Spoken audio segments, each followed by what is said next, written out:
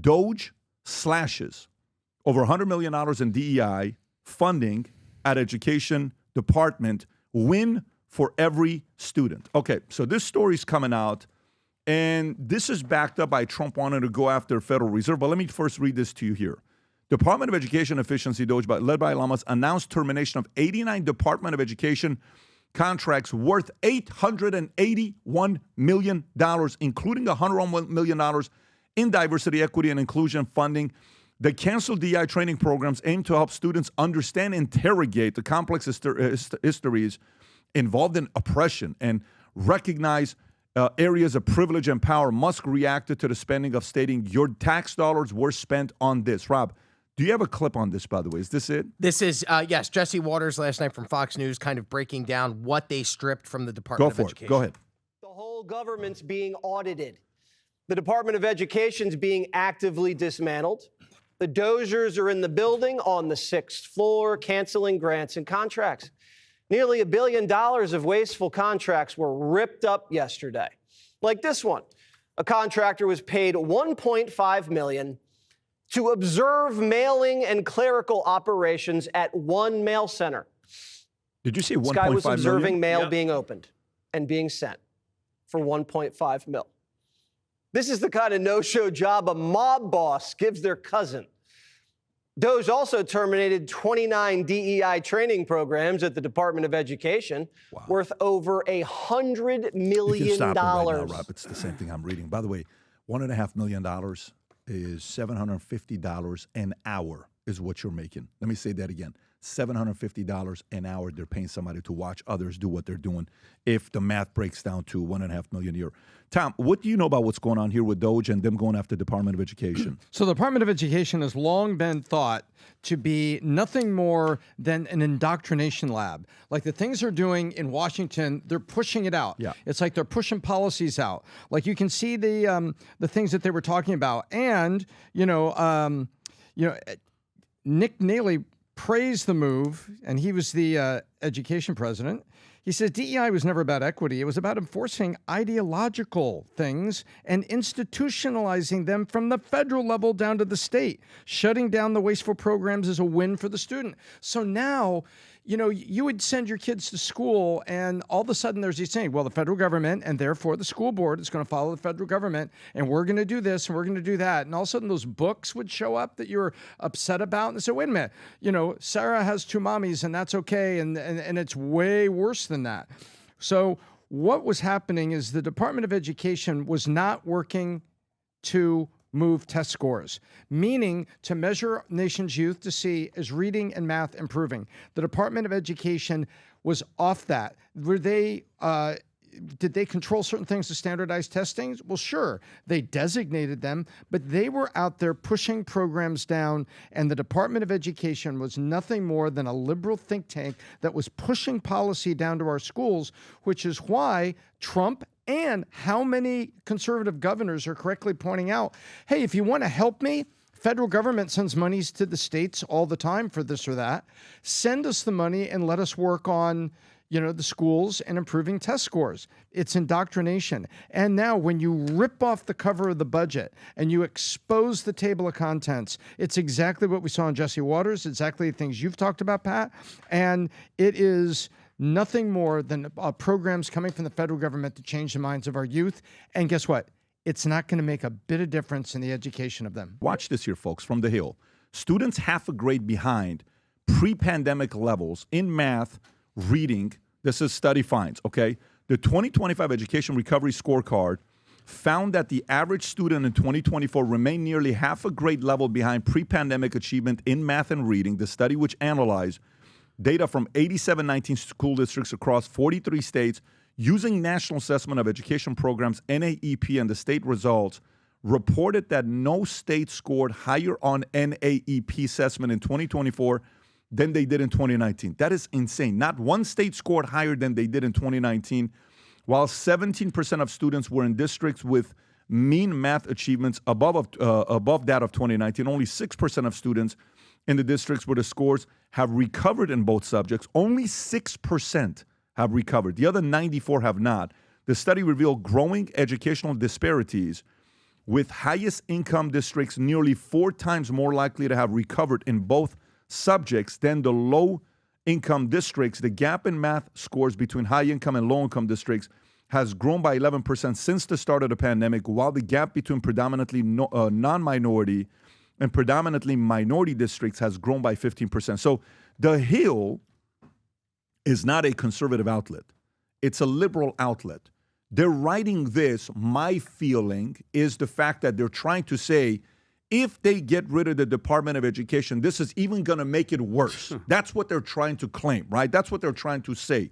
But even Bill Maher, when he was saying, I almost agree with everything Rahm Emanuel says, he says there's a reason why this doesn't work. Kids are not getting better grades because of this. So the fact that they're auditing them, getting deeper, to see where the hell is this money going? How are we holding these guys accountable to do a better job with our students? I think that's a good thing. Vinny, your thoughts? Yeah, there's a guy that told me to read this book called Outwitting the Devil by Napoleon Hill. His name is Patrick. You might know him. And one of the main things that the book, Pat, and you could attest to this, was that traditional education system suppresses independent thinking and creativity in schools. They teach kids to conform, memorize, and obey, then develop critical thinking and self-reliance. So he claimed, the education system is a tool to keep kids trapped. It keeps, and it doesn't surprise me that all this money and all this suppression, there was 2 things. It was religion, how religion keeps everybody separated, and it was a school system. And just to take a step back, as Tom reminded me, think about what Fauci did, what they did with the pandemic, and all the policies, Tom, that screwed over these same students. In public schools. In public schools. So it's like, and again, this is just on top of the list, Pat, of all the other stuff where kids are the most neglected. There's a million of them missing from the border, 300,000 here, 200,000 here. They're the most neglected. But I think this type of situation is one of the best things, Pat, because they're exposing all these people for who they are. Yeah, but by the way, if your kid is over 12 years old, have them read Outwitting the Devil. 1,000%. I had my son read Outwitting the Devil. Now my second son is reading Outwitting the Devil. And he's 11 years old. He's going to go through this book as well. It gives them the ability to think for themselves without being brainwashed. Yep. That's really what it is. Yep. Because there's a lot of brainwashing going on. Rob, how heated would you say the debate was yesterday about folks being brainwashed? And he says, I cannot believe you would think that 2/3 of Iranian people would be brainwashed to turn against the Shah. And I'm like, what? What are you talking about? Brainwashing works. I asked him a question. I said, let me ask you a question. You sound like somebody that probably believed, and by the way, the person I'm talking about is Mohsen Sazegara, who was the former founder. He was the founder of the IRGC, the Islamic Revolutionary Guard Corps, was here yesterday for a 2.5-hour podcast. Never done this before. I said, let me ask you a question. I said, you claim brainwashing doesn't work. No, you can't brainwash more than half the populace. I said, really?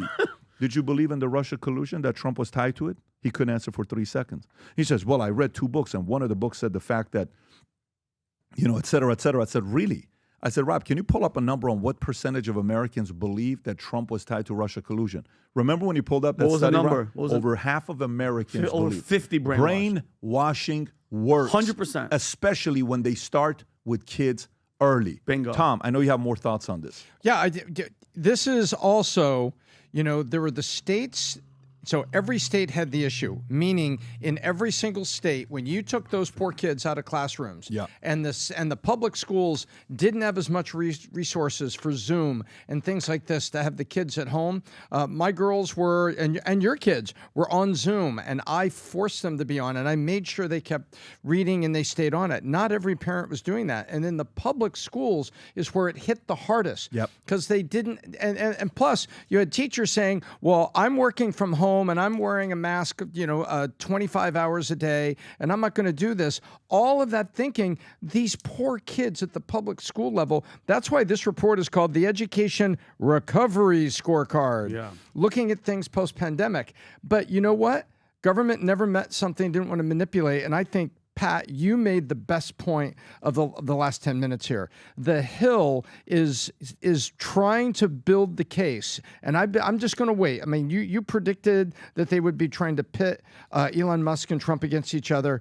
I'm going to follow your lead here, and I predict we're going to start seeing stories that say Trump is impeding kids' ability to recover from COVID. They're going to admit the kids had a problem with COVID, and Trump is impeding their ability to recover because he closed down the Department of Education. Because I believe you're exactly right, your observation. I hadn't thought that way, and I believe you're right. They're running this story to plant the seed to blame Trump, when really what this story proves is that the public school kids were messed up the worst by COVID. Let me give you the big announcement. March 4th, 3 p.m. to 4 p.m., put it in your calendar. We're announcing a massive upgrade to Connect. If you have not yet downloaded the app and used it, for some of you that are using the app, you know we're communicating on a regular basis. How much business is being done? A guy connects me 6 months ago saying, Pat, I want to go out there and become a professional sports owner one day. I said, hey, man, keep dreaming. That's good. I used to dream as well. He says, no. I'd like to do that now. I said, what kind of money you got? Do you have cash? He says, I'm sitting on $100 million. My net worth's at $300 million. I said, let me introduce you to my guy. Introduce him to the guy. 6 months later, he becomes a professional sports owner of the team that he wanted to get. And that was all because of Connect. These are context relationships that happen on Connect. But on the 4th, we're introducing something called the circle economy. So imagine all of you that are watching this, all of you that are curious about the stories, that like debate, that like these discussions, but you want to be able to communicate with the entire community of PBD Podcast in a circle. Like you get to say, did you see this? Did you see that throughout the entire day? That'll be launched, and you'll get access to our notes that we're having on the podcast that we go through. Only people on the circles will have that. You'll get a behind-the-scenes stuff that we do, and you'll get a chance to create your own circle, get compensated, will be recognized and rewarding. And on top of that, I'm announcing a contest on that day, folks. We every year we got the biggest suite at the Kentucky Derby. Ooh. We were there last year. Oh. I took my kids. Dylan was going around spending time with everybody, making bets. It was a hilarious spending time. My money too. Spending and making money. Making as well, money. But it was a good time. Dylan the bookie. We had a phenomenal time. We have the biggest suite on the 5th floor. Right at the finish, when the race ends, they call it the most exciting 2 minutes in sports. And we want to invite you to come and join us. These are not $5,000 seats. These are not $10,000 seats. But we want to invite you to come and join us, and it's a contest tied to Connect. Whatever you do, download the app. More importantly, get on your calendar, put it in there for March 4th, and go to this website that we have here, Rob, vtwebinar.com. Go to vtwebinar.com. Sign up now. This will be packed, and we'll be making a lot of announcements. A lot of unique people will be on there talking about their circles as well. So having said that, cannot wait to see you guys March 4th, 3 p.m. Go to vtwebinar.com. Register, secure your spot, because it will be a massive, especially for those of you that watch PBD Podcast. Look forward to seeing you there. If you enjoyed this video, you want to watch more videos like this, click here. And if you want to watch the entire podcast, click here.